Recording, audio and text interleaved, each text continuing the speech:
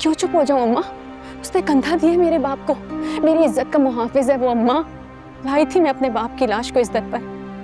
अम्मा आपको तो पता भी नहीं होगा ना, इस बादशाह के बाप ने कैसे हमें बाहर निकाला था। मेरे साथ फिरता रहा है मेरे बाप की लाश को लेकर हर जगह, हर लम्हा। और आप कहती हैं कि मैं चुप कर जाऊं?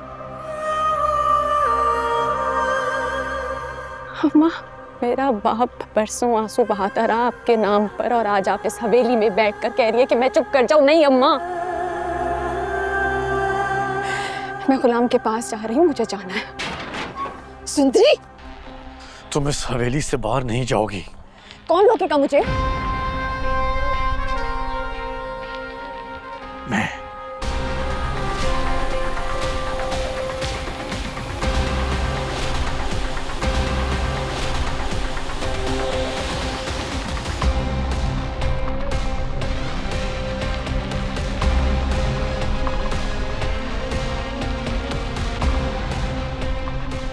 गुलाम नहीं बचेगा,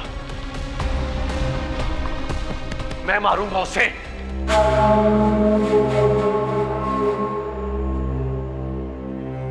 आराम से बेटा, संभल के।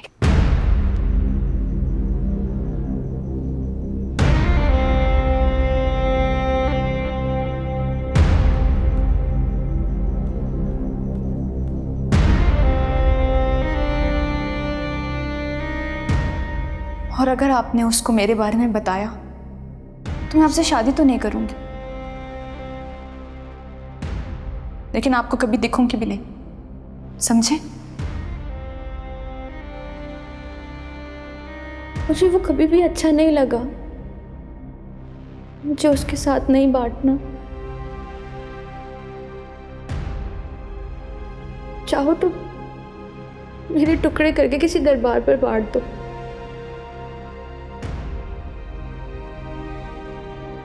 पर किसी गैर मर्द के हवाले मत करना।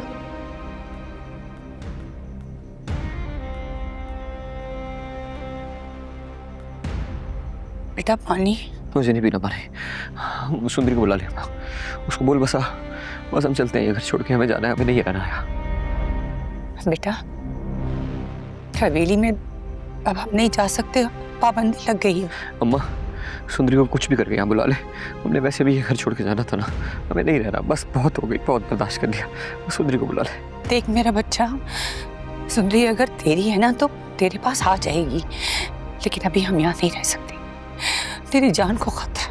चल यहाँ से। मर जाने दे मुझे, मर जाने दे, मर जाऊंगा मैं, सुंदरी को यहाँ नहीं छोड़ के जाऊंगा मैं, उतारो, लेके आऊंगा उसको। अच्छा अच्छा मेरा बच्चा, सुंदरी को बुला अम्मा। अच्छा अच्छा पानी। सुंदरी को बुला। ये क्या तमाशा जहांदार, जब आपका बेटा आपके कंट्रोल में नहीं था तो आपने इतना बड़ा तमाशा क्यों किया हमारे साथ?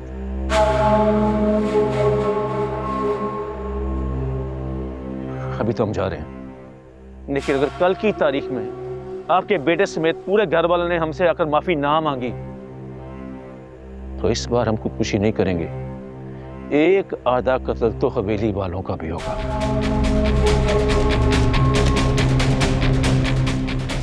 कुर्बान भाई मेरी बात सुने, मैं मना लूंगी बादशाह को, रुके तो सही, मैं मना लूंगी उसे।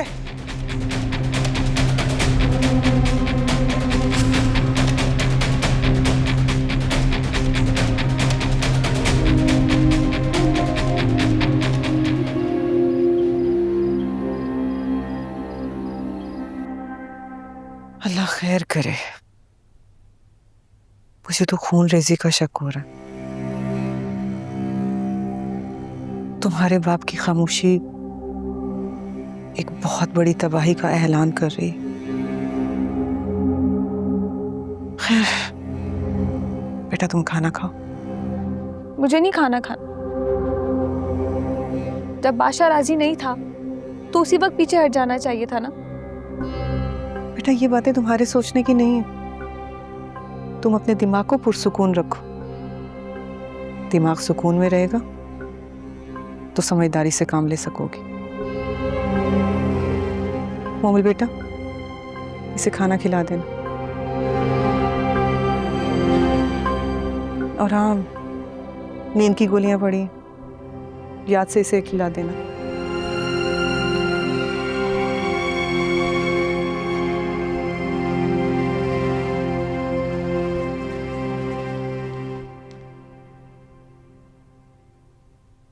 चलो जल्दी से खाना खा लो और नींद की गोली खाकर सो जाना।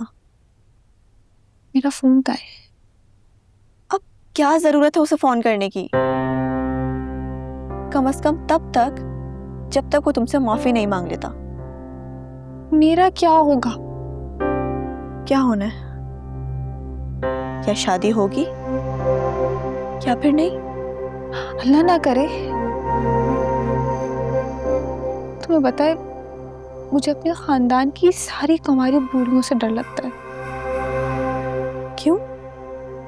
अभी तो तुम कह रही थी कि जब वो राजी नहीं था तो पीछे हट जाना चाहिए था। तो मैं ऐसे ही कह रही थी, दिल में तो मैं बहुत खुश थी। मैंने वो सारी फिल्में और ड्रामे देख रखे हैं जिसमें शौहर पहले राजी नहीं होता लेकिन फिर किसी तरह बीवी से मोहब्बत कर लेता है, लेकिन इसने तो मुझे मौका ही नहीं दिया।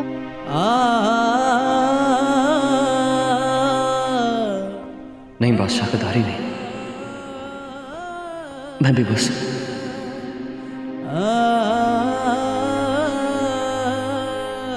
नहीं है कोई वहाँ। अच्छा आप जिद कर रहे हैं तो मैं देख के आता हूँ। मैं देखता हूँ, मैं देख। मुझ पे यकीन नहीं है आपको, मैंने कहा मैं देख के आता हूँ।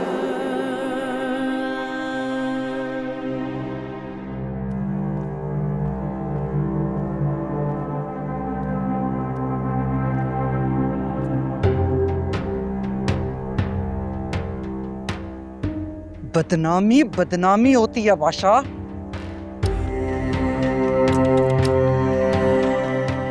मैं तो समझती थी सिर्फ बेटियां सर झुका सकती हैं। मुझे क्या पता था अगर किस्मत में सर का झुकना लिखा हो तो बेटे भी ये काम बहुत अच्छी तरह कर सकते हैं। जब सब कुछ अच्छे से चल रहा था, मेहंदी लग रही थी, सब खुश थे, फिर यकायक ऐसा क्या तूफान आया कि सब तहस नहस करके रख दिया। कर रहा था ना मैं शादी,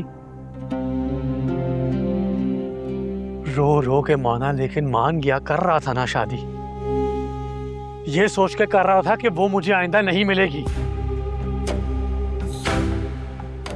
लेकिन आप दोनों को शायद नजर नहीं आ रहा कि किस्मत हमारे लिए कुछ और तय करके बैठी है।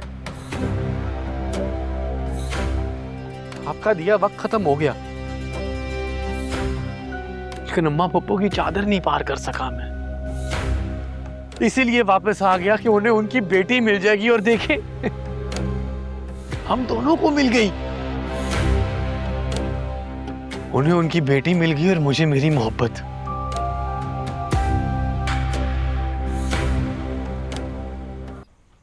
अम्मा, ऐसा सिर्फ कहानियों में होता है ना कि मुर्दे जिंदा हो जाएं?